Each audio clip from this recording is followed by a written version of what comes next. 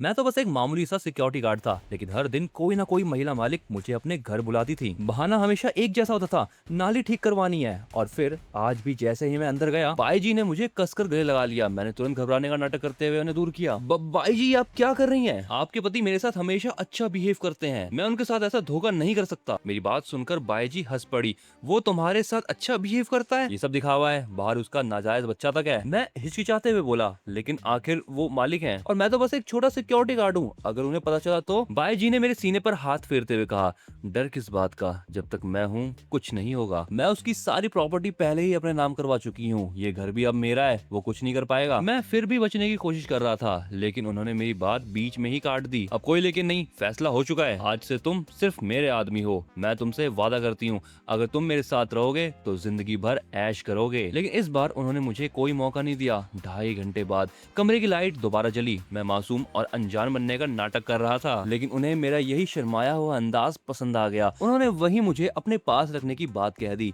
जब मेरे चेहरे पर थोड़ी बेबसी और उदासी दिखी, वो कमरे से बाहर चली गई और जब वापस लौटी तो मेरे सामने नोटों की एक मोटी गड्डी फेंक दी। ये 3 लाख रुपए हैं तुम्हारे खर्चे के लिए। सामने 3 लाख रुपए देख मेरी सांसें तेज हो गई। हे भगवान, ये तो मेरी पूरे 4 साल की सैलरी है। जैसे ही मेरा हाथ उन पैसों को छूने वाला था, अचानक मेरे दिमाग में एक मशीन जैसी आवाज गूंजी, होस्ट के सामने अब कुछ ऑप्शंस उपस्थित हैं, कृपया तुरंत अपना फैसला चुने। पहला ऑप्शन, बाई जी के दिए हुए पैसों को ले लो और आगे से आराम से उनका बनकर जियो। दूसरा ऑप्शन, बाई जी के पैसों को ठुकराओ, एक सच्चे इंसान की तरह मेहनत से ऊपर उठो और खुद की पहचान बनाओ। ये करने पर तुम्हें मिलेंगे अभी के अभी 5 लाख रुपए। ये दोनों ऑप्शन के बारे में सुनने के बाद तो कोई गधा भी दूसरा ऑप्शन ही सिलेक्ट करेगा। वैसे इसके साथ एक फेवर सिस्टम भी एक्टिवेट होने वाला था, इसके बारे में मैं नहीं जानता, लेकिन देखते हैं आगे क्या होता। मैंने बिना एक सेकंड वेस्ट किए मन ही मन दूसरा ऑप्शन चुन लिया। मुझे अपने दिए हुए पैसों को ठुकराते हुए देख कर बाई जी ने हैरानी से मुझे देखा। तुम सच में ये 3 लाख नहीं लोगे? मैंने धीरे से सिर हिलाया। बाई जी, मैं जानता हूँ कि आप मुझे अपने पास रखना चाहती हैं और भरपाई करना चाहती हैं, लेकिन बात यहाँ तक पहुँची है, हमने जो अभी अभी करा उसमें मेरी ही गलती मैं मानता हूँ, लेकिन असली गलती मानो तो आपकी खूबसूरती की है। मुझे आपके इतना करीब नहीं आना चाहिए था, वरना मुझसे ये गलती कभी नहीं होती। मेरी बात सुनते ही बाई जी की आंखों में मेरे लिए और भी ज्यादा अपनापन भर गया, लेकिन ये अभी मेरा सबसे बड़ा कदम नहीं था।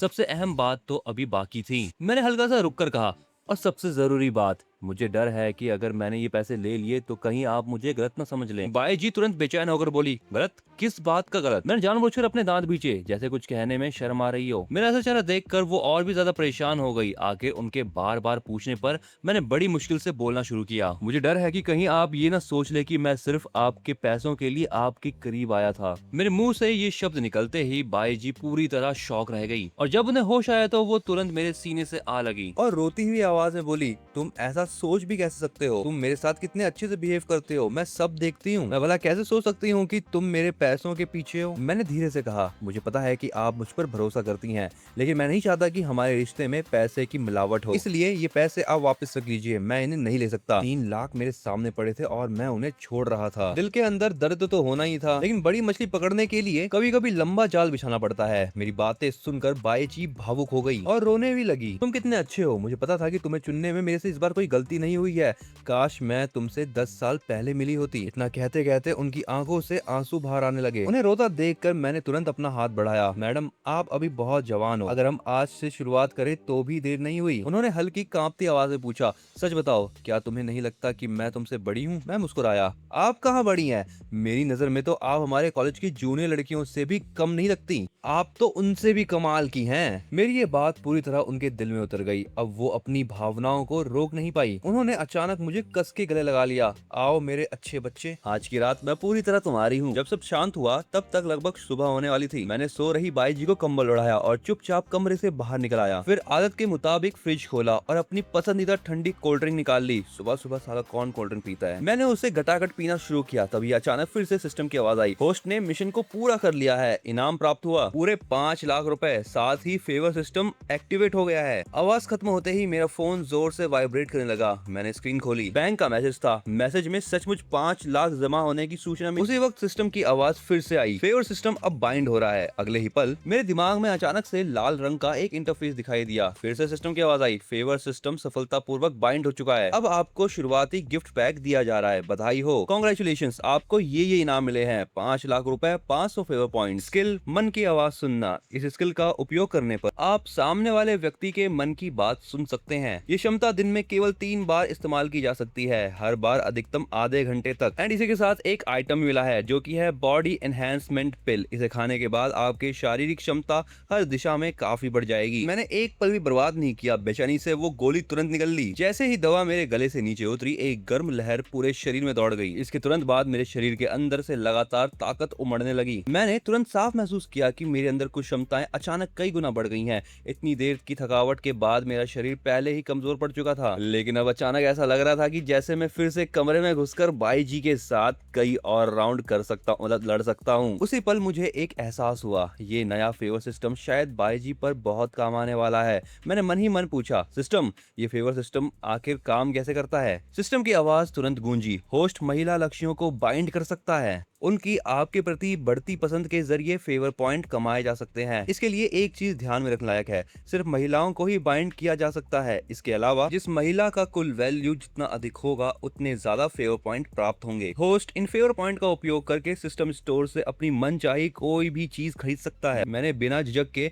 तुरंत बाई जी को बाइंड कर लिया। अगली सुबह गहरी नींद में सोई हुई बाई जी धीरे धीरे जागी। उनके चेहरे की रंगत कल से कई ज्यादा निखरी हुई लग रही थी, लेकिन जैसे ही उन्होंने अपने पास खाली जगह देखी, उनके चेहरे पर तुरंत मायूसी छा गई। तकरीबन 10 मिनट बाद वो बेडरूम से बाहर निकली, तभी रसोई से आती खाने की खुशबू ने उनका ध्यान खींच लिया। अगले ही पल वो जल्दी जल्दी किचन की तरफ भागी और सचमुच उन्होंने मुझे चूल्हे के सामने खाना बनाते देखा। मैंने पीछे मुड़कर उन्हें देखा और बेहद नरम आवाज में मुस्कुराते हुए कहा, इतनी जल्दी उठ गई हैं? मैंने प्यार से उनके सर पर हाथ फेरा और मेरी आवाज में पूरा अपनापन था। मैं नाश्ता बना रहा हूँ, आप पहले जाकर बैठिए, ठीक है? भाई जी ने सिर उठाया और किसी छोटी बच्ची की तरह सिर हिलाते हुए बोली, नहीं, मैं नहीं जाऊंगी। मैं हंसते हुए बोला, अगर आप यहीं खड़ी रहेंगी तो मैं खाना कैसे बनाऊंगा? थोड़ी देर में दलिया जल जाएगा। उन्होंने होठ फुला लिए, तो जलने दो, वैसे भी मुझे वो नहीं खाना।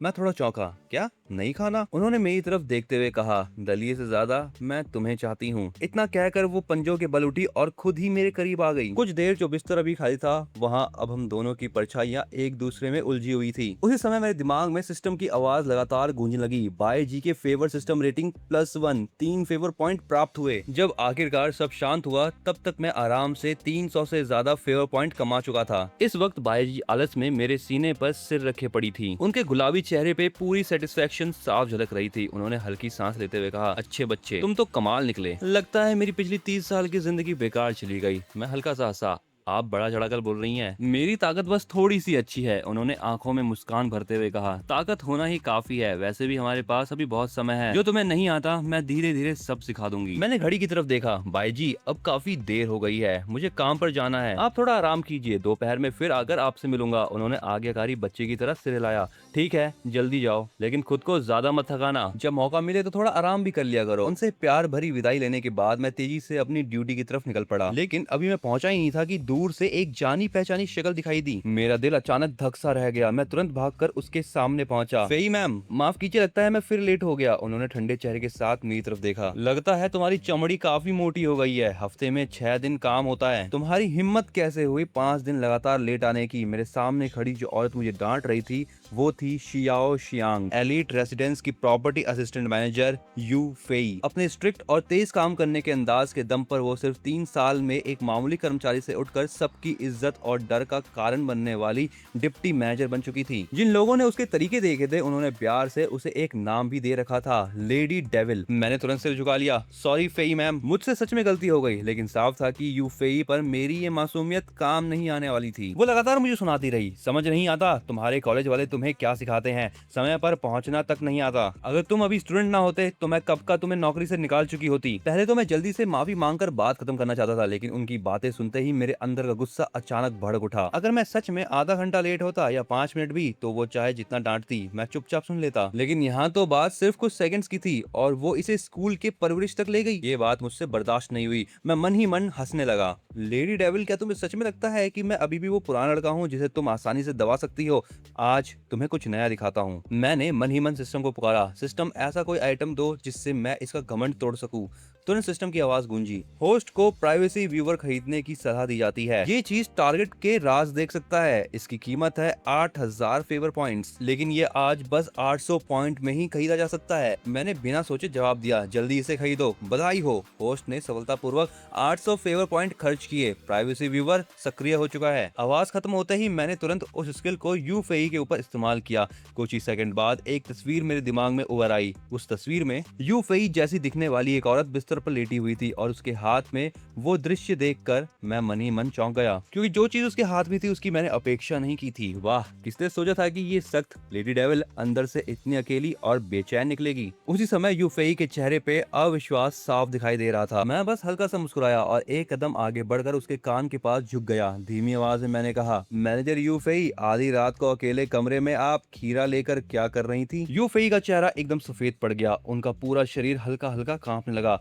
अब जब वो मुझे देख रही थी तो उसकी आंखों में डर साफ दिखाई दे रहा था। मैंने फिर हल्की मुस्कान के साथ कहा, काफी हैरानी हो रही है ना, कि मुझे तुम्हारा छोटा सा राज कैसे पता चला? सच कहूँ तो मुझे खुद भी ये थोड़ा अजीब लग रहा है, लेकिन मुझे सब पता है। मेरी बात पूरी भी नहीं हुई थी कि शर्म और गुस्से से भरी यूफेई आखिर अपना धैर्य खो बैठी। उसने हाथ उठाकर मेरे चेहरे पर थप्पड़ मारने की कोशिश की, लेकिन उसका हाथ गिरने से पहले ही मेरी धीमी मगर दबाव भरी आवाज फिर से उसके कानों में गूंजी, बेहतर होगा यहीं रुक जाओ, वरना मैं यकीन दिलाता हूँ कि कल पूरे शियाओ शियांग एलिट रेसिडेंस के कर्मचारी और मालिक जान जाएंगे कि उनकी मशहूर मैनेजर यू अकेलेपन में खीरे का सहारा लेती है। तुम मुझे धमका रहे हो, यूफेई ने दांत बीचते हुए कहा। इतने सालों से वो इस जगह पर दबदबे के साथ काम कर रही थी। उसे कभी उम्मीद नहीं थी कि एक नया लड़का उसे इस हालत में पहुंचा देगा। उसके लिए ये किसी बड़े अपमान से कम नहीं था। मैंने बेपरवाही के साथ कंधे उचकाए। हाँ, धमका रहा हूँ तो हिम्मत है तो नौकरी से निकाल दो। तुम्हारा राज अब मेरे हाथ में है। वैसे भी अब मेरे पीछे बाईजी जैसी अरबपति औरत का सहारा है। जरूरत पड़ी तो मैं फिर से शुरुआत कर लूंगा। लेकिन मामला तुम्हारे लिए बहुत अलग है। तुम अब 30 की हो चुकी हो। उम्र भी अपना असर दिखाती है। चाहे तुम कितनी भी काबिल क्यों ना हो, इतनी बड़ी पोस्ट की दूसरी नौकरी मिलना तुम्हारे लिए लगभग नामुमकिन है। काफी देर तक अंदर ही अंदर संघर्ष करने के बाद आखिर यूफेई ने हार मान ली। थकी हुई आवाज में उसने पूछा, ठीक है, बताओ आखिर तुम चाहते क्या हो? मैंने आगे दिखाते हुए हल्की शरारती मुस्कान दी। मैनेजर यू को क्या लगता है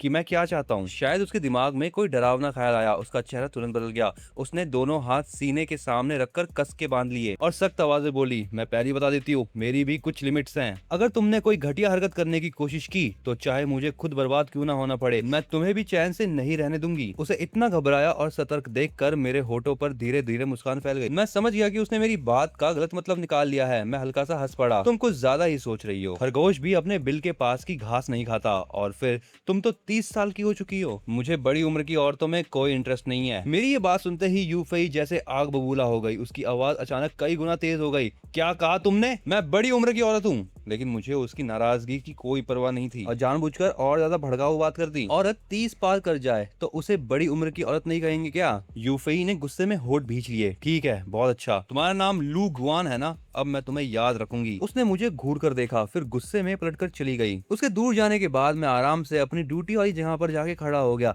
लेकिन जैसे ही मैंने सीधा खड़े होकर पोज बनाया, एक खूबसूरत और शालीन औरत मेरे सामने आके रुकी। अभी तक मेरा चेहरा सख्त था, लेकिन उसे देखते ही मैं तुरंत मुस्कुराने लगा।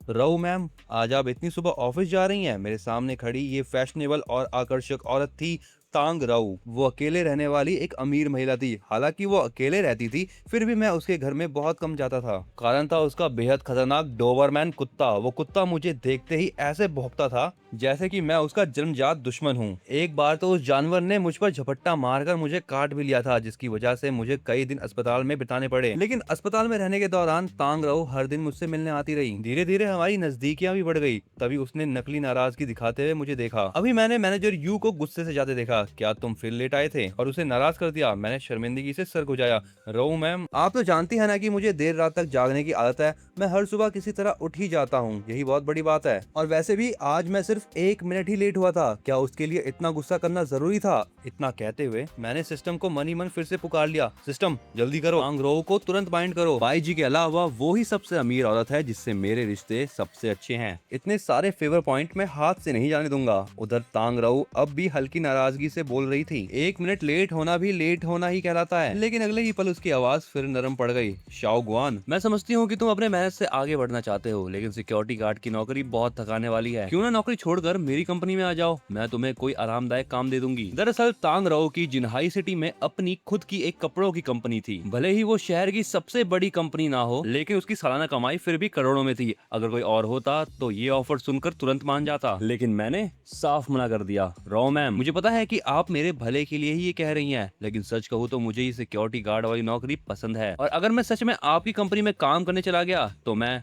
इतना कहते कहते मेरे जैसे बड़े आदमी के चेहरे पर हल्की लाली आ गई। तांग रो एक्साइटमेंट में पूछने लगी, तो क्या, बताओ बताओ क्या करोगे तुम, बताओ जल्दी मुझे। तो फिर मैं आपको हर दिन कैसे देख पाऊंगा, ये मैंने कहा। अभी एक पल पहले ही उलझन में देख रही तांग रो का चेहरा अचानक एकदम लाल हो गया। उसकी सुंदर शक्ल सर में से पूरी तरह खिल उठी, यहाँ तक कि उसकी आवाज में भी हल्की कंपन आ गई। अरे तुम भी ना, कैसी बातें करते हो। मैंने तुरंत गंभीर होकर सफाई देने का नाटक किया। मैं सच कह रहा हूँ, मैं यहाँ सिक्योरिटी गार्ड की नौकरी सिर्फ इसलिए कर रहा हूँ ताकि हर दिन आपको देख सकूं। मेरी बात सुनते ही तांग राओ के चेहरे की लाली और गहरी हो गई। वो बिल्कुल ऐसे लग रही थी जैसे पेड़ से अभी अभी तोड़ा गया लाल सेब। वो इतनी खूबसूरत लग रही थी कि उनसे नजर हटाना मुश्किल हो जाए। उसी वक्त सिस्टम की आवाज फिर गूंजी, तांग राओ की फेवर रेटिंग अब +1 है। तांग राओ ने शर्माते हुए मुझे हल्का सा डांटा, तुम्हारी उम्र तो ज्यादा नहीं है, लेकिन बातें करना खूब सीख गए हो। अब अच्छे से अपनी ड्यूटी करो, बाकी बातें बाद में देखेंगे। इतना कहकर वो पलटकर चली गई और मैं वहीं खड़ा रह गया और मेरे दिमाग में बस उनकी आखिरी बात घूम रही थी, बाकी बातें बाद में देखेंगे। आखिर उसका मतलब क्या था। गेट पर हुई इस मुलाकात के बाद मैं तुरंत बाई जी के घर की तरफ निकल पड़ा। डोरबेल बजाने के कुछ ही सेकंड बाद बाई जी ने दरवाजा खोला। उन्होंने बेहद अट्रैक्टिव स्लीवलेस गाउन पहन रखा था। मैं उन्हें देखते ही थोड़ा अटक गया।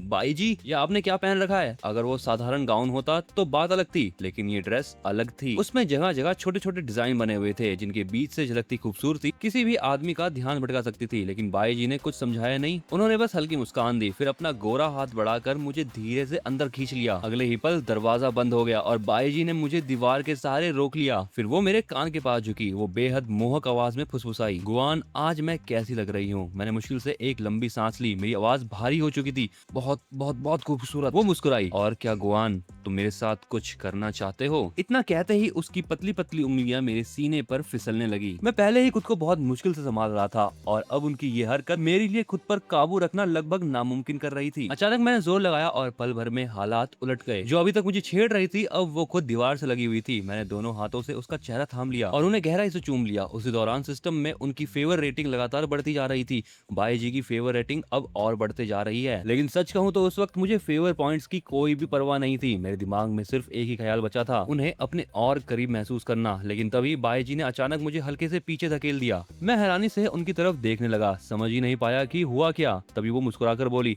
अच्छे बच्चे, मैं तुम्हारा मन समझती हूँ, लेकिन इंसान खाली पेट नहीं रह सकता। पहले आराम से लंच कर लेते हैं, ठीक है। इतना कहकर उन्होंने मुझे एक शरारती नजर से देखा, फिर अपनी धीमी और अट्रैक्टिव चाल में मुड़ गई। कमर लहराती हुई वो किचन की तरफ चली गई और मैं वहीं खड़ा रह गया, पूरी तरह उलझा हुआ। कुछ देर बाद जाकर मुझे समझ आया, वाह, ये तो मेरे साथ जानबूझकर खेल रही है। सच में करोड़पतियों को अपनी उंगलियों पर नचाने वाली औरत यूं ही मशहूर नहीं होती। ये सोचकर मैंने अपना सिस्टम पैनल खोला और देखकर दंग रह गया। मेरे फेवर पॉइंट 500 से बढ़ के सीधा 1200 हो चुके थे। मैं मन ही मन हंस पड़ा। अगर पूरी दोपहर ऐसे ही चलता रहा तो मैं सच में उड़ने वाला हूँ। लेकिन तभी अचानक मुझे कुछ याद आया, अरे हाँ, मन की आवाज सुनना, ये स्किल भी तो मेरे पास है और इस स्किल को मैंने अभी तक इस्तेमाल नहीं किया है। अच्छा मौका है, पहले बाई जी पर इसका असर देखता हूँ। मैंने मन ही मन कहा, सिस्टम, मन की आवाज सुनना एक्टिवेट करो। अगले ही पल बाई जी की अंदरूनी आवाज मेरे कानों में गूंजने लगी। अभी अचानक मैंने गुआन को दूर धकेल दिया। कहीं वो सच में नाराज तो नहीं हो गया। अगर उसने मुझसे बात करना बंद कर दिया तो शायद मुझे उसे थोड़ा मनाना चाहिए, लेकिन क्या वो मेरी बातों में आएगा। उनकी ये बात सुनकर मेरी नजर तुरंत किचन में खड़ी उस खूबसूरत पीठ पर टिक गई और सचमुच उनकी चाल में हल्की सी बेचैनी साफ झलक रही थी। मेरे होठों पर हल्की शरारती मुस्कान आ गई। मैं धीरे धीरे उनके करीब चला गया। उधर शायद उन्हें भी मेरे कदमों की आहट सुनाई दे गई थी, क्योंकि अगले ही पल उनकी दिल की आवाज और तेज होने लगी। मैंने पीछे से बेहद करीब जाकर धीरे से उनकी कमर को बाहों में भर लिया। बाई जी का शरीर हल्का सा कांप उठा। फिर वो बनावटी नाराजगी में बोली, अरे अभी तो कहा था पहले खाना खाएंगे, तुम आखिर इतने शरारती क्यों हो। हालांकि उनके होठ शिकायत कर रहे थे,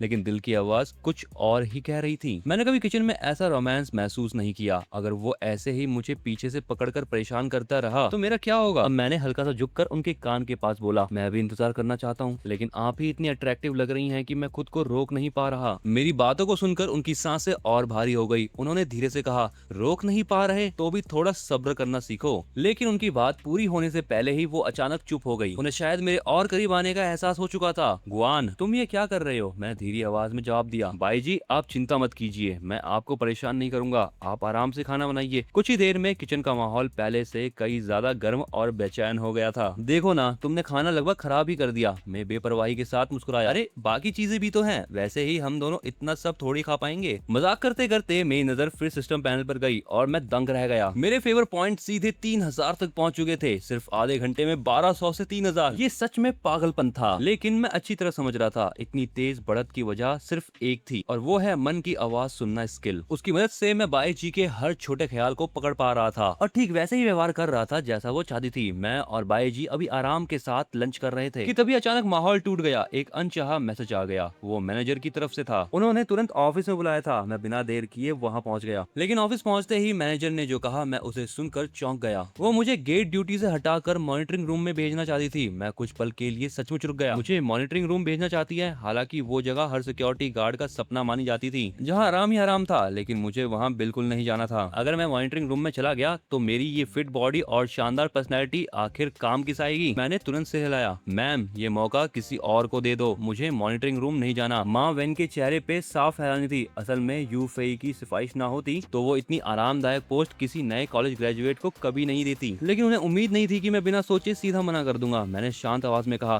मैं अभी अभी समाज में आया हूँ, मुझे खुद को साबित करने का मौका चाहिए और मुझे लगता है कि गेट सिक्योरिटी का काम मेरे लिए ज्यादा सही है। मैनेजर ने हल्के से आंखें सिकोड़ ली। तुम जानबूझकर ऐसी बात कर रहे हो ना, ताकि तुम मुझे खुश कर सको? मैं तुरंत हंस पड़ा। अरे वेन मैम, आप भी मजाक करती हैं, आप तो पूरे शाओशांग एलिट रेजिडेंस की सबसे बड़ी अधिकारी हैं। मैं कहाँ आपकी बराबरी करने की सोच सकता हूँ। इतना कहते हुए मैंने मन ही मन फिर सिस्टम को पुकारा। सिस्टम, जल्दी से माँ वेन का स्टेटस पैनल दिखाओ। नाम माँ वेन, उम्र 35 साल, सुंदरता 88%, टोटल वैल्यू 8.9। मैं मन ही मन चौंक पड़ा। कमाल है, इनकी कुल रेटिंग तो बाई जी से भी ज्यादा निकली। मैंने तुरंत सिस्टम को आदेश दिया, सिस्टम अभी के अभी माँ वेन को बाइंड करो। बाइंडिंग प्रक्रिया शुरू, कृपया प्रतीक्षा करें। माँ वेन सफलतापूर्वक बाइंड हो चुकी है। उधर माँ वेन के होठों पर हल्की दिलचस्प मुस्कान उभर आई। बराबरी नहीं कर सकते? मैंने इंटरनेट पर तुम्हारी जनरेशन की काफी किस्से सुने हैं, तुम लोग तो ऑफिस वालों की हालत खराब कर देते हो। मैंने तुरंत से रिलाया, वो लोग दूसरे होंगे, मैं वैसा नहीं हूँ। मैंने अभी जो कहा वो सब दिल से कहा है, और सच में मैं चाहता हूँ कि आप अपना फैसला वापस ले लें। मेरी आवाज इस बार बहुत ज्यादा साफ थी। मेरी बात सुनकर माँ वेन खुद कुछ पल के लिए चुप रह गई। उन्होंने शायद पहली बार किसी ऐसे इंसान को देखा था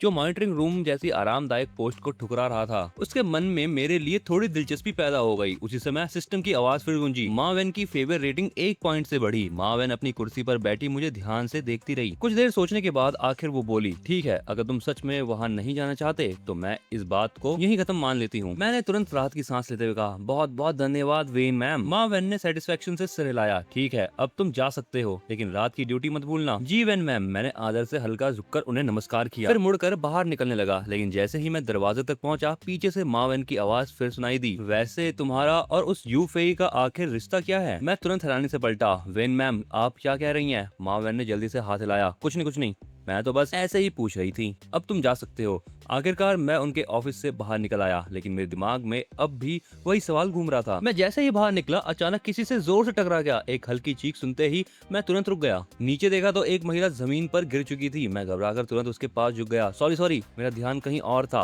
क्या आप ठीक हो? वो महिला धीरे से सिर उठाकर मुझे देखने लगी। उसकी आंखों में हल्की शिकायत थी। इतनी जोर से टकरा कर गिरा दिया और पूछ रहे हो कि मैं ठीक हूँ या नहीं? लेकिन जैसे ही मैंने उसका चेहरा साफ देखा, मैं हैरानी से बोल पड़ा, रो मैम, आप यहाँ? तांग रो ने मुझे हल्की नाराजगी भरी नजर से देखा। उसकी आवाज में बनावटी शिकायत थी। मैं यही रहती हूँ तो यहाँ क्यों नहीं हो सकती? तभी मुझे एहसास हुआ कि बातों ही बातों में चलते चलते मैं उसकी बिल्डिंग के नीचे आ पहुंचा था। मैंने तुरंत रो को सॉरी बोल दिया। मैं थोड़ा खोया हुआ था, आइए मैं आपको उठाता हूँ। मैं शर्मिंदगी से सफाई देते हुए एक बार फिर उसकी तरफ हाथ बढ़ाया। मैं तुरंत नीचे झुककर उसकी हालत देखने लगा। तभी मेरी नजर उसके घुटनों पर पड़ी। वहाँ हल्की सूजन आ चुकी थी। मैं घबराकर बोला, रो मैम, लगता है आपका पैर मुड़ गया है। तांग रो दर्द से होठ भींचते हुए बोली, अब क्या होगा? मुझे दोपहर में एक इवेंट में भी जाना है। मैंने बिना देर किए कहा, पहले मैं आपको घर छोड़ देता हूँ। रो मैम, ये सब मेरी वजह से हुआ है, मैं पूरी जिम्मेदारी लूंगा। इतना कहकर मैंने उन्हें जवाब देने का मौका भी नहीं दिया, सीधे झुककर उन्हें अपनी बाहों में उठा लिया। अरे तांगरो घबरा गई, इतने लोग देख रहे हैं, तुम ऐसे अचानक कैसे उठा सकते हो? जल्दी मुझे नीचे उतारो, मैंने शांत लेकिन गंभीर आवाज में कहा। अगर रो चाहती है कल तक सूजन और बढ़ जाए तो मैं अभी आपको नीचे उतार देता हूँ। मेरी बात सुनते ही वो तुरंत चुप हो गई। उन्हें शांत देखकर मैं उन्हें बाहों में उठाए सीधे बिल्डिंग के अंदर चला गया और रास्ते भर टांगरो अपना चेहरा हल्का सा छिपाए रही, जैसे डर हो कि कोई उन्हें पहचान न ले। लेकिन जैसे ही हम टांगरो के घर के दरवाजे के पास पहुंचे,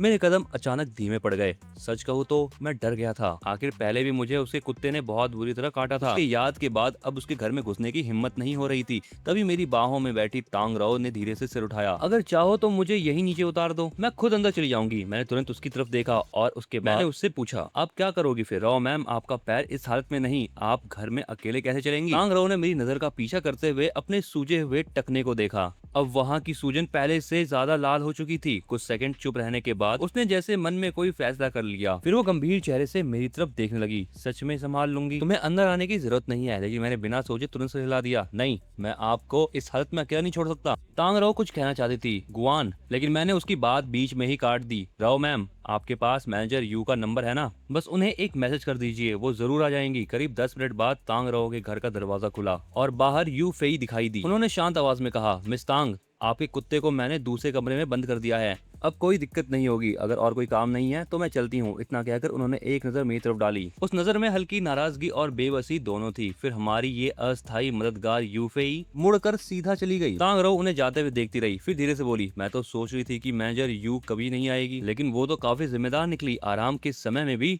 मदद करने चली आई। अचानक शायद उनके दिमाग में कुछ आया, उन्होंने शक भरी नजरों से मेरी तरफ देखा। शाहवान, तुम्हें इतना भरोसा कैसे था कि मैनेजर यू यहाँ आएंगी? तुम दोनों की तो हमेशा नहीं बनती थी ना, फिर तुम्हारे एक ही बार कहने पर वो तुरंत कैसे आ गई? मैं हल्का सा मुस्कुराया। पहले हमारे रिश्ते सच में खराब थे, लेकिन अब आगे से चीजें शायद अलग होंगी। तुमने कहीं मैनेजर यू को भी अपने वश में तो नहीं कर लिया? क्या तुम दोनों के बीच वैसा रिश्ता है? तांग राव ने हैरानी से मेरी तरफ देखा। मैंने होठों पर हल्की मुस्कान लाते हुए उल्टा सवाल किया, राव मैम, आपको क्या लगता है? तांग राव कुछ पल के लिए चुप रही, लेकिन आखिरकार उन्होंने सिर हिलाकर उस ख्याल को नकार दिया। नहीं, मुझे नहीं लगता कि ऐसा कुछ है। मैंने एक्साइटमेंट से पूछा, लेकिन ऐसा क्यों? तांग राव हल्का सा हंस पड़ी। मैनेजर यू इतनी काबिल और शानदार औरत है, वो तुम्हारे जैसे बेफिक्र और शरारती लड़के को क्यों ही पसंद करेगी?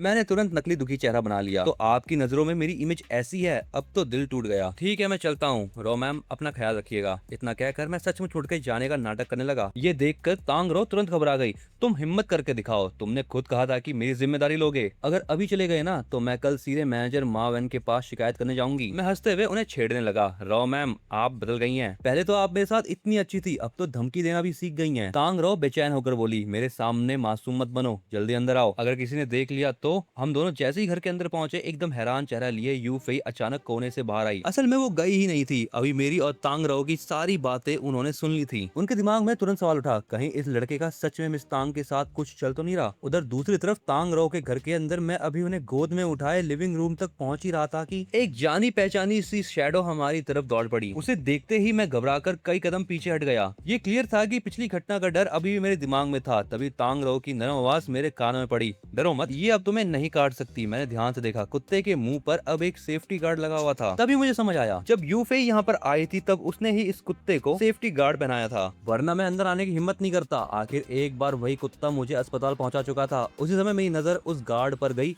जो थोड़ा घिसा हुआ लग रहा था। मैंने बाहों में बैठी तांग रो की तरफ देखा और बोहे सिकोड़कर पूछा, आप शाओमी को हमेशा ये क्यों पहना कर रखती हैं? तांग रो ने धीरे से सिर हिलाया, जब मैं घर पर होती हूँ तो हमेशा पहनाती हूँ, लेकिन उसे ये बिल्कुल पसंद नहीं। वो अक्सर इसे दांतों से खींचने लगती है। उनकी बात पूरे होने से पहले ही मैंने बीच में टोका, लेकिन ऐसा रोज क्यों? इतनी परेशानी उठाने की जरूरत क्या है? तांग रो कुछ पल चुप रही, फिर धीमे आवाज में बोली, क्योंकि मुझे नहीं पता होता कि तुम कब आ जाओगे। मुझे डर था कि कहीं मैं भूल ना जाऊं, इसलिए। इतना कहते कहते उन्होंने शर्म से सिर झुका लिया। उनकी आवाज धीमी होती गई और चेहरा लाल पड़ गया। अब मैं चाहे कितना भी अनजान बनने की कोशिश करता, फिर भी उनके इमोशन समझ चुका था। कमरे का माहौल धीरे धीरे फिर से भावुक और करीबियों भरा होने लगा। तांग रो ने हल्की खांसी के साथ माहौल संभालने की कोशिश की। वो थोड़ा हकलाते हुए बोली, मेरा पैर अभी भी दर्द कर रहा है। मैं तुरंत होश में आया, सॉरी। फिर मैं उन्हें बाहों में उठाए सीधे सोफे तक ले गया। उधर मुंह पर सेफ्टी गार्ड लगाए शाओमी भी पीछे पीछे आ रही थी। वो लगातार सिर इधर उधर टकरा रही थी, जैसे किसी बात का विरोध कर रही हो। मैं तांग रो से कहा, रो मैम, आप बैठिए, मैं मेडिकल किट लेके आता हूँ। इतना कह के मैं तुरंत मुड़ गया। इस बार शाओमी मेरे पीछे नहीं आई, वो तांग के पास जाकर बैठ गई और अपने मुंह के गार्ड को उनसे रगड़ने लगी, मानो चाह रही हो कि वो उसे खोल दे। तांग रो ने उसके सिर पर प्यार से हाथ फहराया। वो धीमी आवाज से बोली, शाओमी, मम्मी को चोट लगी है, अभी तुम्हारे साथ खेल नहीं सकती,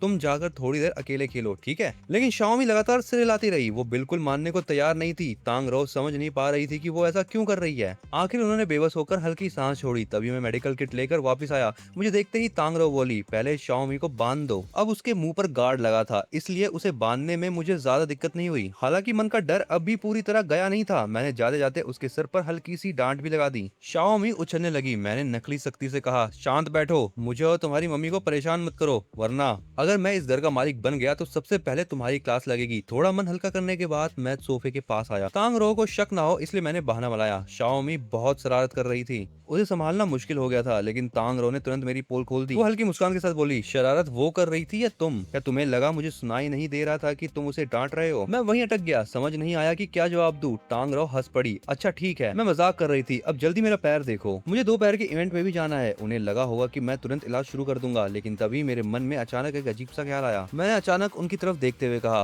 रो मैम, आप जब मुस्कुराती हो ना तो बहुत खूबसूरत लगती हैं। तांग रो का चेहरा तुरंत लाल हो गया। उन्होंने शर्माते हुए मुझे देखा। शरारती लड़के, क्या क्या बोलते जा रहे हो? मैंने तुरंत से हिलाया। मैं मजाक नहीं कर रहा, सच में आपकी मुस्कान बहुत खूबसूरत है, शायद सबसे खूबसूरत जो मैंने कभी देखी ही नहीं। तांग रो ने आंखें हल्की सिकोड़ ली। अच्छा, तो मतलब जब मैं नहीं मुस्कुराती तब अच्छी नहीं लगती? मैं तुरंत घबरा गया। नहीं नहीं, आप बिना मुस्कुराए भी खूबसूरत लगती हैं, बस मुस्कुराने पर और भी ज्यादा लगती हैं। ऐसा लगता है जैसे कोई परी सामने आ गई हो। तांग रो फिर शर्मा गई। तुम भी ना, पता नहीं कहाँ से इतनी मीठी बातें सीख कर आए हो। मैंने हल्के से मुस्कुरा कर उनका सूजा हुआ घुटना देखा, फिर अनजाने में मेरे मुंह से निकला, अरे सूजन तो काफी बढ़ गई है। तांग रो ने शिकायत भरी नजर से मुझे देखा। ये सब तुम्हारी वजह से हुआ है, चलते वक्त ध्यान कहाँ था तुम्हारा? उनकी नाराजगी भरी आंखें देखकर मैं सच में कुछ बोल नहीं पाया। गलती मेरी थी, ये मैं भी जानता था। मैंने धीरे से कहा, रो मैम थोड़ा सह लीजिए, मैं पहले दवा लगा देता हूँ। कुछ ही देर बाद मैंने दवा में भीगी कॉटन स्टिक उठाई और बहुत सावधानी से उनके पैर पर लगाना शुरू किया। मेरी हरकत बेहद हल्की, मानो थोड़ा भी जोर लगाने से उन्हें दर्द हो जाएगा।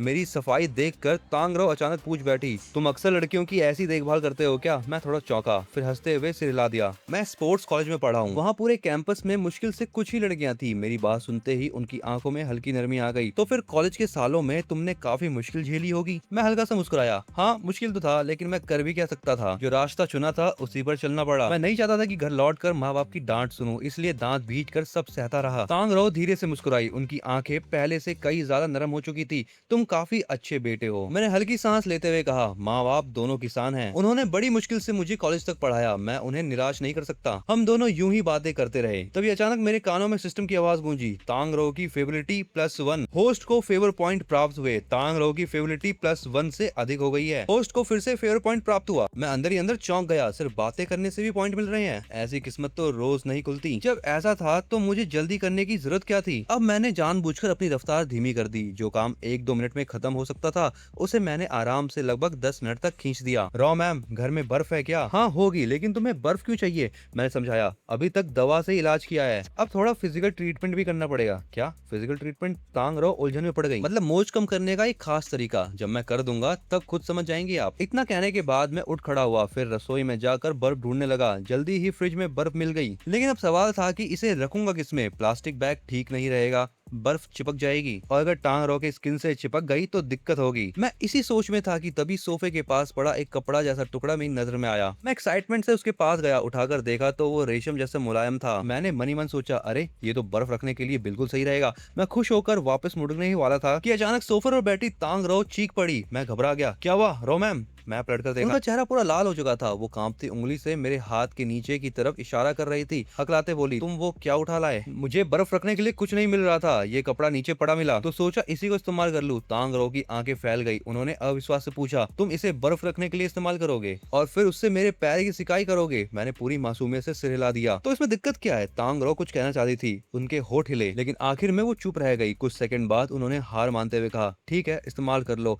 मैंने मुस्कुराकर कहा, रो मैम आप आराम आराम कीजिए, मैं सब तैयारी करके आता हूँ। मेरे कमरे से निकलते ही तांग रो शर्म से बोली, ये बेवकूफ लड़का, वो मेरा प्राइवेट कपड़ा था। कुछ मिनट बाद मैं एक खास तरह का आइस पैक बनाकर रसोई से बाहर आया, फिर सोफे के पास जाकर धीरे से पूछा, रो मैम तैयार हैं आप? तांग रो ने हल्का सा सिर हिलाया, हाँ। लेकिन जैसे ही उनकी नजर मेरे हाथ में बने उस खास आइस पैक पर पड़ी, उनके खूबसूरत चेहरे पर फिर हल्की लाली छा गई। मैंने गंभीर आवाज में समझाया, रो मैम ये कोल्ड थेरेपी जैसा है, थोड़ा दर्द हो सकता है, अगर ज्यादा तकलीफ हो तो तुरंत मुझे बता दीजिएगा। ठीक है। तांग रो ने चुपचाप सिर हिला दिया, समझ गई। मैंने गहरी सांस ली, फिर बहुत सावधानी से वो ठंडा आइस पैक उनके सूजे पैर पे रखा। हालांकि मैं पूरी कोशिश कर रहा था कि उन्हें कम दर्द हो, लेकिन जैसे ही बर्फ ने उनकी सूजी हुई स्किन को छुआ, तांग रो के मुंह से दर्द भरी चीख निकल गई। मेरा दिल एकदम घबरा उठा। मैंने तुरंत सिर उठाकर उनकी तरफ देखा, उनके चेहरे पे साफ दर्द दिखाई दे रहा था, बोहें कसकर सिकुड़ी हुई थी और होठ हल्के कांप रहे थे। उन्हें इतनी तकलीफ में देखकर मेरे अंदर बेचैनी सी उठ गई। मैंने तुरंत कहा, रो मैम रहने दीजिए, शायद हमें ये बंद कर देना चाहिए। लेकिन तांग रो ने तुरंत मना कर दिया, नहीं तुम करते रहो, मैं सह लूंगी। मैंने धीरे से सिर हिलाया, ठीक है,